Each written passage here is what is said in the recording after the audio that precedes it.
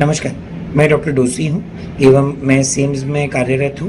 मैं यहाँ के कोविड-19 हॉस्पिटल का हेड हूँ एवं यहाँ के टीबीएचएस डिपार्टमेंट का हेड ऑफ़ द डिपार्टमेंट हूँ। मैं पिछले 2 साल से कोविड-19 के मरीजों के साथ काम कर रहा हूँ एवं मैं ये देख रहा हूँ कि अब दूसरी लहर जैसे-जैसे समाप्ति की ओर अग्रसर है, हमें एक नए रूप में इस बीमारी को समझना होगा और जो सामान्य समस्याएँ हैं, जो समाज में हैं, उनके प्रति हमें नए सिरे से जागरूक होना पड़ेगा, जिसमें कि मास्क पहनना, सोशल डिस्टेंसिंग रखना अभी भी उतना ही आवश्यक है जितना पहले था और हमें ये भी समझना पड़ेगा कि कई सारे मरीज़ ऐसे हैं जिन्हें रक्त की बहुत ज़्यादा आवश्यकता है।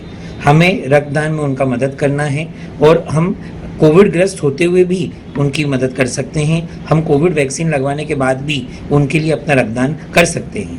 कैसे? अगर आपने कोविड का वैक्सीन लगाया हो, किसी भी कंपनी का वैक्सीन लगाया हो, उस वैक्सीन के टीके के 28 दिन तक आप वैक्सीन के प्रभाव की वजह से रक्तदान नहीं कर सकते हैं, पर उसके पश्चात आप फ्रीली रक्तदान कर सकते हैं। चाहे वो पहला डोज हो, चाहे वो सेकंड डोज हो, द डिफरेंस रिमेन्स 28 डेज। आप टीके के 28 दिन तक रक्तदान मत कीजिए। आदर्श रूप से 2 वैक्सीन से रक्तदान करने के मध्य के समय से आप बचिए। आप सेकंड डोज के बाद में वैक्सीनेशन करेंगे तो और अच्छा रहेगा सेकंड डोज के 28 दिन के बाद में, क्योंकि आपके रक्त में काफ़ी सारी वेल फॉर्म्ड एंटीबॉडीज पेशेंट्स को रहेंगी। बट आवश्यकता पड़ने पर आप दोनों डोजेस के बीच में भी रक्तदान कर सकते हैं। बस शर्त ये है कि 28 दिन का फासला रखिए। रक्तदान करने से पहले हमें कुछ साधारण जांचें जैसे स्वयं का हीमोग्लोबिन, अपना वजन, अपनी हाइट, इन मामूली चीज़ों का ध्यान रखना बहुत ज़रूरी है। अपने खुद के हीमोग्लोबिन का ज्ञान होना ज़रूरी है। बहुत सारे कोविड के पेशेंट्स ऐसे रहते हैं जो लंबे समय तक ब्लड थिनर्स पे रहते हैं या फिर उनको क्लॉटिंग की वजह से हाई डोज में खून पतला करने की दवाई दी जाती है। उन्हें आदर्श रूप से रक्तदान करने से बचना चाहिए और अगर रक्तदान करना बहुत ही आवश्यक रहे तो उनके खून के गाढ़ेपन की जाँच उन्हें पहले करवा लेना चाहिए।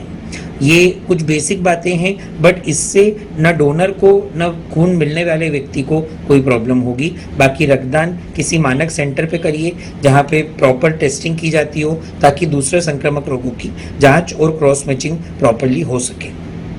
हमें ये भी ध्यान रखना पड़ेगा कि अगर हमें कोविड हुआ है तो कोविड होने के बाद जो क्वारंटीन पीरियड रहता है 2 वीक्स का, उस टाइम तक हम अपना ब्लड डोनेट करने के लिए बिल्कुल ना जाएं और क्योंकि उस समय तक संक्रामकता जो स्टाफ है या फिर आप दोबारा हॉस्पिटल में जाते हैं तो और किसी को हो सकती है, तो हमें वो 2 हफ्ते का क्वारंटीन पीरियड बचना चाहिए।